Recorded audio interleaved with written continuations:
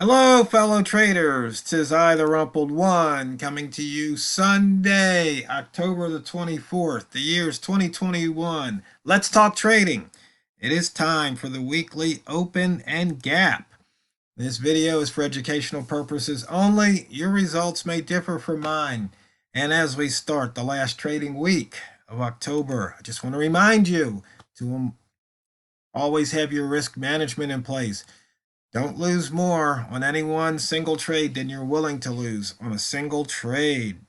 So let's take a look at the weekly. We can see we've gapped down. We filled the gap. In fact, all the gaps have filled this week. And we right now are 33 pips above the weekly open for the pound dollar. And you can see we're putting in the opening range for the week. And we're above the opening range for the year. And we're above the opening range here for the month. So you can see we've had quite the journey this month with the low here of in the 134.33 area. So we've moved a few pips this month. And right now we're above the yearly open, 131 pips to the north. And you can see we are in the upper wick zone of the previous month's candle. We had an inside bar a couple of days ago, and you can see right here we just touched the low there at 37.75 and we bounced off of it. So we'll see if price gets in this inside bar area, then we'll look to trade the breakout. We've got a lot of inside bar action on the month, not so much on the week and the daily.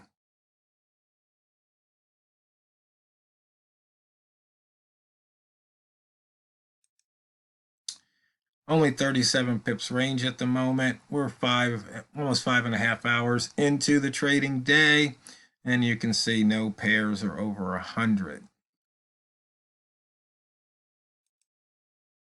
One thing to note, we've only got a couple of pairs below the daily open.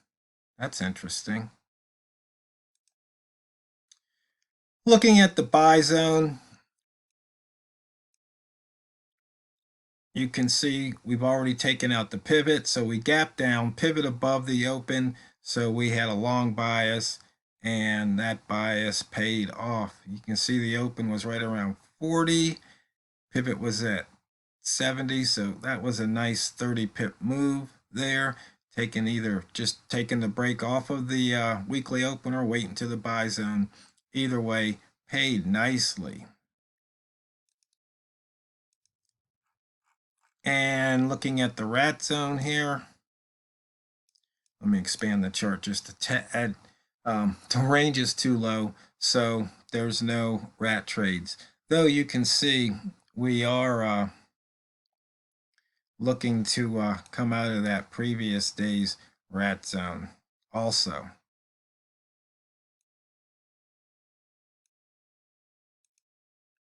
And let's see, we can see we've taken out the weekly pivot already.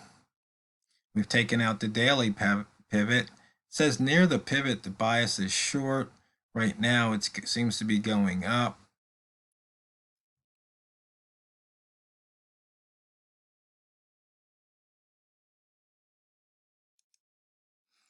Okay, so we took out the weekly. We still have a missed pivot here from last week down at 36.94. Monthly's been taken out, and the daily was just taken out.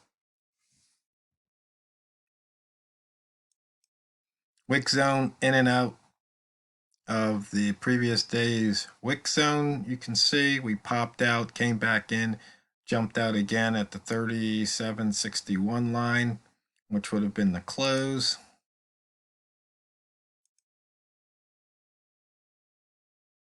And taking a look at the ranges, smart ranges for the week. Last week we were definitely compressed compared to some of the other weeks.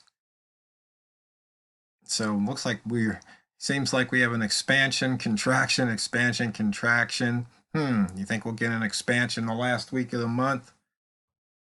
Guess we'll have to wait and see.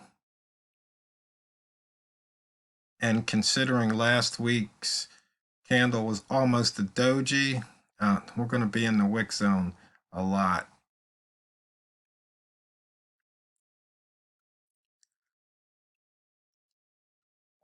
And you can see we're 61 pips below last week's high and 65 pips above last week's low. So we've got some movement before we break out of last week's weekly candle.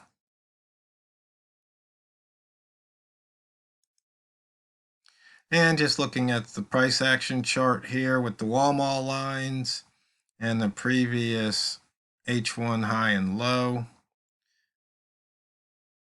You can see here we have a Walmart trade on, good for 3 pips if you took it.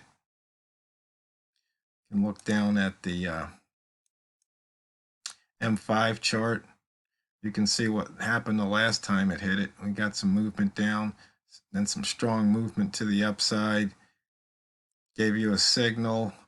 A lot of times Walmart likes to wait for the second touch. So price came down, and you can see here second touch on the 5-minute, and that's the payoff candle.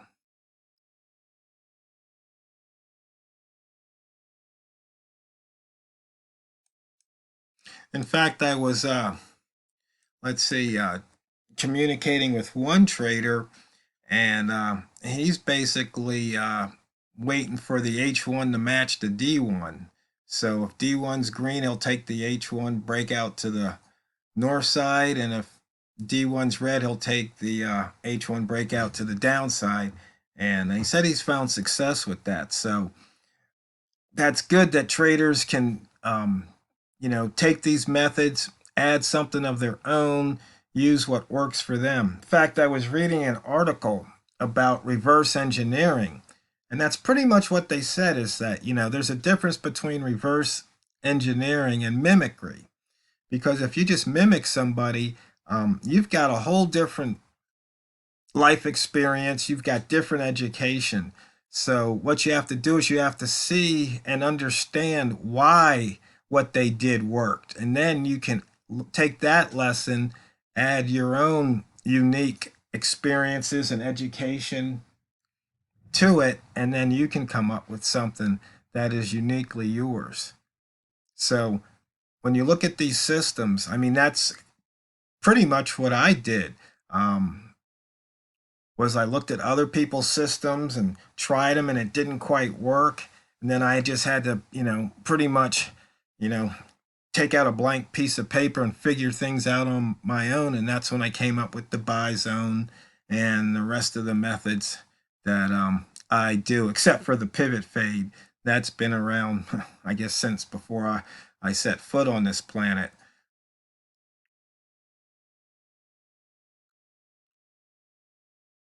So, for example, this lower high, higher low, that's just something that, I created the indicator.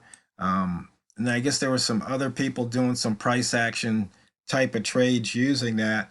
But I looked at it and tried to make it my own, run some frequency distributions on the breakouts and on the ranges and just see what makes sense. In fact, there's something new that I've been looking at this past week and worked on some code. And by the way, I've had a couple people ask me for code. I think I mentioned a couple people wanted some MT5 traders. I really hate coding in MT5 because I'm just so used to MT4. I've been doing it for what? Over a decade. And they just have some changes in there that just drive me nuts. And it's, unfortunately, at least I haven't found one where usually they'll have a converter where you feed your source code in to their program. It converts it to the from MT4 to MT5 and it spits out a program. I don't know if anybody has one of those out there, but really that's what should be done. Or there should be something where you can flip a switch and say, hey, this is MT4 code, run it on MT5. Really things should be upward compatible. Of course, MT5 shouldn't be downward compatible to MT4, but I think they just really blew it. But on the other hand, I think they wanted to move to object-oriented code, which is something that was way after my learning. Once again, I cut my teeth punching cards, on dinosaur machines. So I never learned the object-oriented code. And also, if sometimes people want me to modify something or they want me to write code, and to them, they know exactly what they want, but they have a hard time explaining it to me. And if it's not simple, then and I don't understand it right away, then it's like, no, you got to make it simple. Um, you really do, because you should be able to write it in some if then else statements. It should be real simple, because once you do that, then I can code it. It's no big deal. But if you try and tell me something, well, then if this and this, it's like, no, you have to be a little more specific, because that's all the computer does. And the data that I'm working with is basically open, high, low, and close, because that's what gets reported. Anything else it would be a derivation of one or more of those four values. So, what's a candle? Well, it's basically open, high, low, and close, right? And, if you're telling me about, well, if it does this, or if the candle's red, well, if the candle's red, then that means the close is below the open. So, you have to define those terms.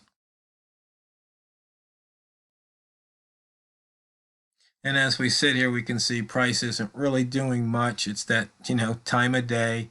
We're still in the early Asian session here.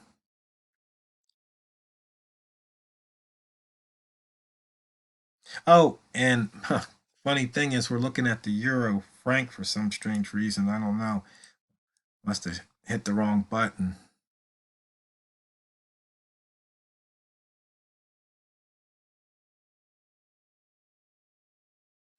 And just to let traders know, if you didn't check your email, I did send out batch 7 of the donationals, and I also put out a video on it today, so you can watch it just to get an idea what they do, how to use them.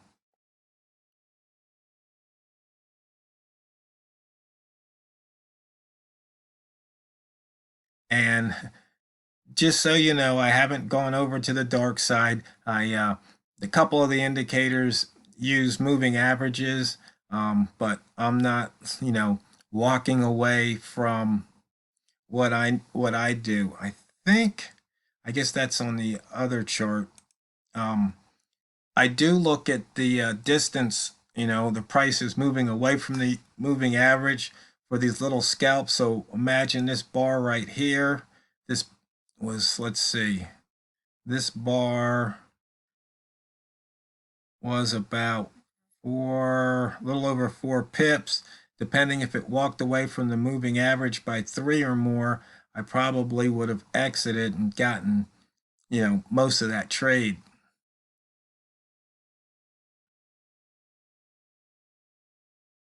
So that pretty much wraps up the week, traders. Should enjoy this week's topic. You'll find out tomorrow when I post a video. I hope everybody had a fun and safe weekend, and I hope you're having a profitable month. And if not, I hope you turn profitable by the end of the month. And just always keep in mind when you're sitting down at your trading platform, that it's not what you trade, it's how you trade it. So go out there and drain the banks. And if you're new here, please subscribe. Please click the like uh, button, so maybe YouTube will show these videos, because I think I must be buried, because don't seem to be picking up many new people. So this is the Rumpled One, over and out.